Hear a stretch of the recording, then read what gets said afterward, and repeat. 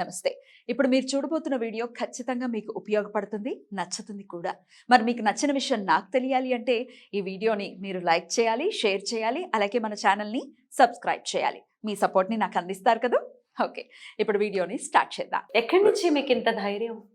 మీ ధైర్యం ఏంటి? నా ధైర్యం నిజం. ఎవరన్నా ఛాలెంజ్ చేయమని చెప్పండి, మీకు ఉదాహరణ కూడా ఇస్తూ ఉంటారు. Rana is a actor, Brahmanandam also is a actor. Of course Brahmanandam is a senior most, no doubt. కానీ బ్రహ్మానందం గారు రానాతో పక్కన నిలబడి మేమిద్దరం సేమ్ హైట్ అనకూడదు. అప్పుడు మేము ఎలా చూస్తున్నాం, మేము మరీ అంత ఎదలో కనపడుతున్నామని కదా. ఇప్పుడు మీరు సీనియారిటీ బికాజ్ అది ఒప్పుకుంటాం, హైట్లో మరి తప్పుకోవాలి, ఇంటికి వెళ్ళి తప్పుడుగా ఒప్పుకోవాలి. రానా ఎంత ఉంటాడు, తాడి చెట్టు అంత పొడుగుంటాడు కదా. అలా అలా నేను చెప్పేది. నేను లాస్ట్ టైం కూడా అడిగాను ఈ ప్రశ్న, మిమ్మల్ని అటాక్ చేయటం లేకపోతే మిమ్మల్ని ఏదో హర్ట్ చేస్తారన్న భయం మీకు అసలు కించిత్ కూడా లేదా? ఇప్పుడు నేను సరే మీకు అర్థం సరదాకే చెప్తాను. ఎవరితో అయినా ఒక వ్యక్తి వాళ్ళ నాన్న పేరు పిచ్చయ్య అనుకోండి, పిచ్చయ్య పేరు ఉంటుంది. గుంటూరులో రామ పిచ్చయ్య గారిని ఉన్నారు ఇప్పుడు కూడా, మహానుభావుడు. రావుడు అంటే పిచ్చ, రామ పిచ్చయ్య గారు ఆయన పేరు ఇప్పటికీ ఉన్నారు, మహానుభావుడు. రామనామక్షేత్రం కట్టించిన ఆయన కుమారుడు, మనవడు. ఒక ఆయన పేరు పుల్లయ్య, ఒక ఆయన పేరు పెంటయ్య. ప్రభాస్ అనే అబ్బాయికి వాళ్ళ నాన్న పేరు పెంటయ్య అనుకుందాం, లేకపోతే మోహన్ అనే అబ్బాయి వాళ్ళ నాన్న పేరు పిచ్చయ్య అనుకుందాం. ఎవరైనా వాడి ఫాదర్ నేమ్ అంటే అంటాడేంటి అన్నాడు, చెప్పేస్తారు వెంటనే. లేకపోతే బాగుండదేమో అని చెప్పి my father name is Prabhas, Pawan Kalyan, Mahesh Babu అని చెప్పరు కదా. చెప్పరు. ఆడు ఎవడికో నచ్చితే ఏంటి, నచ్చబోదు ఏంటమ్మా. మా నాన్న పేరు పిచ్చయ్య అయితే పిచ్చయ్యనే చెప్తాం, నిజం కూడా అంతే. కానీ ఇంతలా మాట్లాడేటటువంటి ధైర్యం, ఎస్ డెఫినెట్లీ బోల్డ్ గా మాట్లాడేటటువంటి ధైర్యం హిందువుల్లో ఒకంత తక్కువ ఉంటుంది. ఎందుకంటే వాడి పాపాన వాడు పోతాడు అనే బ్రాటప్ లోనే ఇది మనకు ఉంటుంది. ఖచ్చితంగా ఎవరి జోలికి వెళ్ళొద్దు. పైగా మీకు అస్సలు నచ్చనటువంటి విషయం అన్ని దేవుళ్ళు ఒకటే అన్నమాట మిమ్మల్ని ఖచ్చితంగా ఇబ్బంది పెడుతుంది. మీరు ఎగ్జాక్ట్లీ. అయితే ఈ బోల్డ్నెస్ ఎలా సార్, ఎవరికి వారు ఎలా పెంపొందించుకోవాలి, ధైర్యాన్ని ఎలా తెచ్చుకోవాలి? నిజం మాట్లాడాలి అని కాంక్ష ఉండాలి, నిజం గెలవాలి అనే ఫీల్ ఉండాలి. బట్ పట్టుకు కొట్టేసారు అనుకోండి, గుంపు వచ్చేసి కొట్టేసింది అనుకోండి, ఎలాగా దాన్ని ఎలా హ్యాండిల్ చేస్తాం? ఇప్పుడు మీరు అర్థం చేసుకోండి, ఎవరైతే ఇంటలెక్చువల్ డిస్కషన్ చేయకుండా చేతులు వాడుతున్నా అంటే బుర్ర వాడట్లేదనే కదా. కరెక్ట్. ఇప్పుడు మా నాన్నగారు మంచివాడు అని నేను ఎక్స్ప్లెయిన్ చేయాల్సి వస్తే, మా నాన్నగారు గుడి కట్టించారు, మా నాన్నగారు గోదానం చేశారు, మా నాన్నగారు యాత్రలు చేశారు, మా నాన్నగారు అన్నదానం చేశారు, ఇలా ఎంతసేపు అయినా చెప్తే ఏం ప్రాబ్లం ఏం లేదు. ఇలా చెబుతూ వీళ్ళ నాన్న తాగుబోతూ, వీళ్ళ నాన్న పేకటాడతాడు, మా నాన్న వీళ్ళ నాన్నకంటే చాలా గొప్పోడు, ఇలా అన్నాం అనుకుందాం. ఇలా అనగానే వాడు నిజంగా తాగుబోతు కొడుకు అనుకోండి, వాడు తలన్నాడు అనుకోండి, ఐఎమ్ వెరీ సారీ అని వెళ్ళిపోవాలి. కానీ వాడు తాగుబోతు కొడుకు అని నిరూపించుకోవడానికి ఏం చేస్తాడు, వాడు కూడా తాగేసి వస్తాడు, కొడతాడు. అంటే ఈ కంటిన్యూ ద లెగసీ. ఇప్పుడు మీకు అర్థమయ్యేలా చెప్తాను, మీకు ఒక్క చూపించి చెప్తాను, ఎందుకంటే సందర్భం వచ్చింది కదా, మీరు ఎటు అడిగారు. నిన్న మనం 26 ప్రశ్నలు అడుగుతాం. ఈ ప్రశ్నలు అడిగినప్పుడు 75 లక్షలు ప్లస్ ఇప్పుడు పెంచామమ్మా, వడ్డీ వడ్డీ కూడా ఉందమ్మా. ఇప్పుడు 90 లక్షలు, 90 అయితే ఎవరో అడ్రస్ చేసేటట్టున్నాడు సార్. ఇంక వాళ్ళ ఇప్పుడు మనమే వీపు గోకేసుకుని, మనమే దండ వేసుకుని, మన దండ పెడుచుకుంటే ఎలాగమ్మా? కాదమ్మా, 26 క్వశ్చన్కి ఆన్సర్ నాకు కదా చెప్పాలి. నువ్వు వీడియో తీసి పెట్టేసుకుని నేను ఇచ్చేసానంటే ఎలాగా? నువ్వు యాపిల్ పండు చూపించి ఇదే అరటిపండు నువ్వు ఒప్పేసుకో, నేను చెప్పేశా అని ఎల్లో కలర్ వేసేసాను అంటే ఎలాగవుద్ది? మీకు ఫోన్ చేసి మిమ్మల్ని రమ్మంటే మీరు వస్తారా? అలా నేనే నెంబర్ ఇచ్చేస్తున్నాను కదమ్మా. ఇదిగో పోనీ మీకు అర్థమైనా చెప్తాను చూడండి. నిన్న అర్ధరాత్రి ఇంచుమించు రాత్రి 1:30కే. సార్, మీరు ఇందాక యేసు చేసింది juice that is not at all Yesu అన్నారు కదా. మరి ఇతనేమో యేసు చేశాడు, అది wine, Yesu it not line, Bible చదివితే ఆడికి ఉండదు ఫైన్, ఎందుకంటే because you don't have brain, you will go to brain, that is the main, ఈ నెవర్ గెట్ షైన్, ఎన్ని చెప్తున్నారు సార్. మీరు ఒకసారి ఇతను నేర్చుకోండి సార్. మీరు డిస్కస్ ఆన్ బైబిల్ కదా సార్, కస్కస్ ఇన్ బైబిల్ మీరు వేసుకోండి సార్. పరమగీతం చదవండి, డబ్బు గాడే భయపడ్డాడు, లేదా వారి కన్యాకాలకు చలను అని అది ఉండదు కదా సార్. దాని హెచ్కేలో వాడి పిసికను అలా కొన్ని మనం మాట్లాడాము. We can't discuss Bible. మగవాళ్ళు కూడా మనం చదవలేరమ్మా. అయితే టాపిక్ ఏంటంటే ఇతని పేరు హేమంత్ అనేది చెప్పాడు. అతను ఏదో క్వశ్చన్స్ 26కి నేను ఆన్సర్ ఇచ్చానని అతను ఫీల్ అయిపోయాడు. అతను ఫీల్ అయిపోతే కుదరదుగా. నేను అతని నెంబర్ ఇచ్చాను. అంటే రాత్రి అతనికి ఏం చెప్పానంటే, సార్ రేపు ఫోన్ చేయండి సార్ అని చెప్పాను. ఇప్పుడు రాత్రి 1 గంటన్నర నేను చెప్పానండి, ఇప్పుడు రాత్రి 9 అవుతుంది. మరి పొద్దు నుంచి ఫోన్ చేయలేదేంటి నాకు? ఎందుకు చేయలేదంటే, సార్ ధైర్యంగా మీ అమ్మ నాన్న పేరు చెప్పండి సార్ అన్న, అంతే. చెప్తే ఏమవుద్ది? వాడు మనకే పుట్టేళ్ళు ఒప్పుకోవాల్సి వద్ది, తర్వాత తప్పుకోవాల్సి వద్ది, ఇంట్లోకి వెళ్ళి దుప్పటికి కప్పుకోవాల్సి వస్తుంది. ఇప్పుడు నేను స్టేట్మెంట్ ఇస్తాను, ఇవాళ ఉదయం కూడా ప్రతిజ్ఞ చేయించా. నాకు, నా పూర్వీకులకి, నా దేశానికి, నా కుటుంబానికి, పనికిమాలిన ఎడారి మతాలకి అస్సలు సంబంధం లేదని బహిరంగంగా, సభాముఖంగా, ధైర్యంగా, స్పష్టంగా తెలియపరుస్తున్నాను.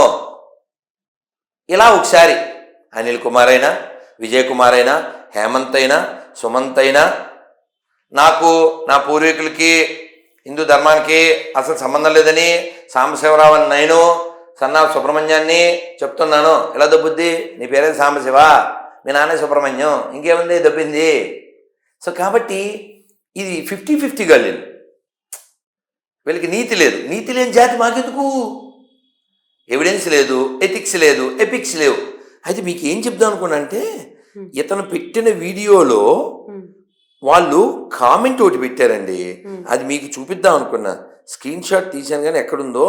అతను ఏం పెట్టారంటే, వాళ్ళు అన్నా వీడు కనబడితే వేసేయాలన్నా, అది మిమ్మల్ని ఆ నరకాలను ఉందన్నా. అంటే వీళ్ళది పెంట మతం కదా, సారీ ప్రేమ మతం కదా.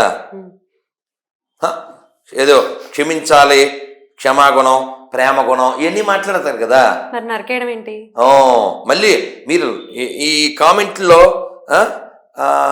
ఇంకా మనం వీ కాంట్ అట్టర్, లా కొడక, ఇవన్నీ పదాలు వాడేస్తుంటారు. నేనేమంటానంటే, ఎవరైనా నాతో డిబేట్కి రాదలిస్తే, ఎనీవన్ ఎవరైనా సరే, వాళ్ళు హ్యుమానిటీ బేస్ మీద రావాలి. హ్యుమానిటీ లేనటువంటి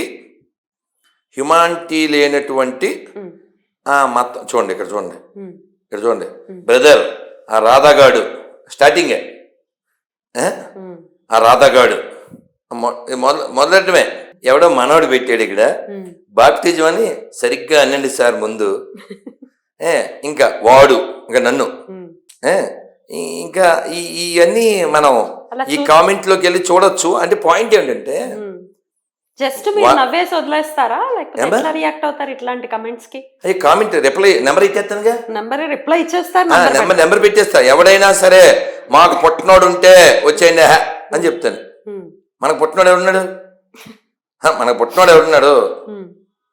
ఇగో ఆ రాధాగాడు, వీడొక, ఇంకా తిట్లు ఆ గుండుగాడు. చూడండి, అంటే ప్రేమ మతం, పెంట మతం కదా, మీరు వేస్తారు కదా. నాకు నా నమ్మకం ఉండే మా ఆవిడతో ఇంకా చెల్లతో తీయించట్లేదు అమ్మా. ఇంకా ఇవన్నీ మనం అట్టర్ చేయలేం. నేను ఒక్క పాయింట్ చెప్తానమ్మా. Whether you believe God or not, that's up to you. But కనబడే వాళ్ళని ప్రేమించాలి. కనబడిన నువ్వు యేసుని ప్రేమిస్తావా, వెంకటేశ్వరుని ప్రేమిస్తావా, లేకపోతే మేరీని ప్రేమిస్తావా, లేకపోతే అల్లాని ప్రేమిస్తావా, అది నీ వ్యక్తిగతం. కానీ కనబడే అజయ్ని, కనబడే పద్మినిని, అంటే నా మైండ్లో కుప్పవారు అమ్మాయి, ఇంకేం లేదు. మళ్ళీ కుప్పవారు పిలిచారు, కుప్పలు తెప్పలుగా. ఇంక మైండ్లో అదే ఉంది. వాళ్ళకి మీ నెంబర్ కూడా పంపించాను. మాట్లాడేది వాళ్ళు ఫోన్ చేశారా? అమ్మమ్మ సరే. సో కనబడే వాళ్ళు, ఇప్పుడు మీ అమ్మగారి పేరు చెప్పగానే మాకు మా చిన్నక్క గుర్తొచ్చింది. మా చిన్నక్క పేరు అది. కానీ ఆ మైండ్లో మాకు పండక్కే అంటాం, ఆ పేరు గుర్తుండదు అనుకోండి. సో అది. ఇంకొక ప్రశ్న సార్, రామాయణం జస్ట్ పురాణమే, అది చరిత్ర కాదు అంటూ సో కాల్ హ్యూమనిస్టులు కొంతమంది మాట్లాడటం జరుగుతుంది. దీన్ని ఎట్లా ఆన్సర్ చేయాలి సార్? చరిత్ర కాదా రామాయణం? సరే పోనీ వాళ్ళు అనుకున్న దానికి అనుకోమండి. Did you learn something from Ramayana or not? Yes, I have. రాముడు ఒక మంచి అన్నయ్య, ఓ మంచి కొడుకు, ఓ మంచి భర్త, ఓ మంచి రాజు. ఈ ప్రపంచానికి రామరాజ్యం కావాలి, నాట్ రోమ్ రాజ్యం. అసలు అది అద్భుత కల్పన అని మాట్లాడుతున్నారు, దాన్ని ఎలా ఆన్సర్ చేయాలి? కాదు, ఇప్పుడు నువ్వు ఊహే అనుకో, కానీ అది మంచి ఊహ అయితే మంచిది కదా. ఇంకేంటి ప్రాబ్లం అంటారు? ప్రాక్టికల్గా ఆలోచిద్దామమ్మా. నేను 26 క్వశ్చన్లు ఇస్తాను కదా, అందులో ఒక క్వశ్చన్ ఏంటంటే, ప్రపంచంలో లక్షలాది శాకాహార దేవాలయాలు చూపిస్తాను, ఒక్క శాకాహార మసీదు కానీ ఒక్క శాకాహార చర్చ్ కానీ చూపిస్తారా? ప్రపంచంలో ప్రాబ్లమ్స్ కారణం ఏంటి? మనిషి. Only human being, the only one person destroy the whole environment. వీడి వల్ల కదండి ఆకాశాన్ని బొక్కడింది, వీడి వల్ల కదండి నదులు పాడైపోయినాయండి, వీడి వల్ల కదండి వాతావరణంలో మార్పులన్నీ వచ్చినాయి. మీరు మన కోవిడ్ వచ్చినప్పుడు చూడండి, అందరూ మూసుకుని ఇళ్లలో ఉన్నప్పుడు నీళ్లు శుభ్రపడిపోయి, అడవులు శుభ్రపడిపోయి, పక్షులు జంతువులు, అవును కదా. ఈడు నరరూప రాక్షసుడు వలన జంతువులన్నీ పొట్లగిలిపోతున్నాయి, హ్యుమానిటీ లేనటువంటి వీడు. మేము పొద్దున్న ఒక పాంప్లెట్ స్టిక్కర్ కూడా రెడీ చేసాం, this earth is not belongs to only humans. ఈ భూమి అందరిది, అన్ని ప్రాణులది, మీరు వాటిని బతకనివ్వండి, లివ్ అండ్ లెట్ లివ్. మాంసాహారం మానండి, మానవత్వంతో జీవించండి. మాంసాహారం తినకపోతే మాకు సరైన ప్రోటీన్స్ అందవు, మనం ఫుడ్ మీద రెస్ట్రిక్షన్ అనేది పెట్టింది మన మతం. అక్క చెప్పిందా అని చెప్పి మాట్లాడతారు. అక్క చెప్పింది, అక్క దేవి అక్క చెప్పింది, అంతే. ఇట్లా చాలా మంది సో కాల్ హ్యూమనిస్టులు ప్రోటీన్ అందాలి పిల్లకి, పిల్లాడికో పిల్లకో బలవర్ధకరమైన ఆహారం, మేము జంతువుని తింటేనే అందుద్ది, బలవర్ధకరమైన ఆహారం అంటే జంతువుని తినడమే, జంతువుని తినాల్సిందే. అది అసలు అవసరం లేకపోయినా జంతువుని కోసేసి మేసేయాలి. ఇప్పుడు ఈ బోర్డర్లో ఉంటారు సైనికులు, వాళ్ళు మందు కొడతారు, కొట్టాలి అక్కడ చలికి, లేకపోతే వాళ్ళు కొట్టాలి. వాళ్ళు మందు కొట్టకపోతే నీకు స్ప్రే కొట్టి నిప్పు పెట్టాలి నిన్ను బోర్డర్లో, లేకపోతే ఇక్కడ ఆర్డర్ ఉండదు. అవునా? నీకేం పని లేదే తాగడానికి, నీకు అవసరం లేదు, నువ్వు మందు కొట్టక్కలే, మాంసం నక్కలే. ఇప్పుడు నేను ఉన్నానమ్మా, ఒక్క భోజనం మధ్యాహ్నం 3 అయిపోయింది, మీకు మెసేజ్ కూడా పెట్టారు, మళ్ళీ రేపే ఉన్నాను కదా.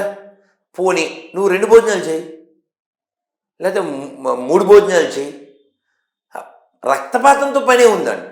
అసలు ఈ పప్పులు ఉప్పులు కొనుక్కునేటటువంటి పప్పులు మేజర్గా మాట్లాడితే, అంటే వెజిటేరియన్ ఫుడ్ని ఎఫోర్డ్ చేయలేని వారు నాన్ వెజ్ని ఆప్ట్ చేసుకుంటారు అని కొంతమంది మాట్లాడతారు సార్. దీనికి ఆన్సర్?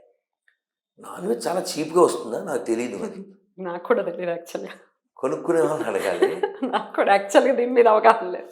నేను అనేది, నీ శరీరానికి మంచి జరుగుతుందా, నీ మనసుకి ఏమన్నా మంచి జరుగుతుందా, నీ ఆత్మకి ఏమన్నా మంచి జరుగుతుందా, పర్యావరణానికి ఏమన్నా మంచి జరుగుతుందా? ఇప్పుడు అన్నం 1 కేజీ మన ప్లేట్లోకి రావాలంటే ఎన్ని 100 లీటర్ల నీళ్లు ఖర్చు అవుతాయి? 1 కేజీ మాంసం రావాలంటే ఎన్ని వేల లీటర్ల నీళ్లు ఖర్చు అవుతాయి?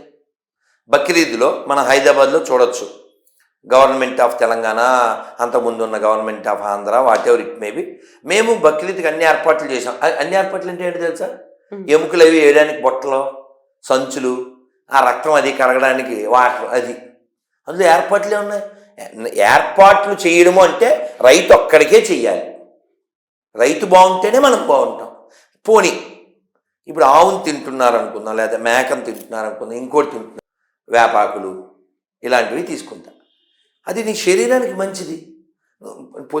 పొద్దున్నే లేచి నువ్వు చికెన్ ఫ్రై తినేసి KFC ఆర్డర్ ఇచ్చేస్తే అది నీ పైత్యం అనుకోండి, నీ యొక్క లౌల్యం అనుకోండి.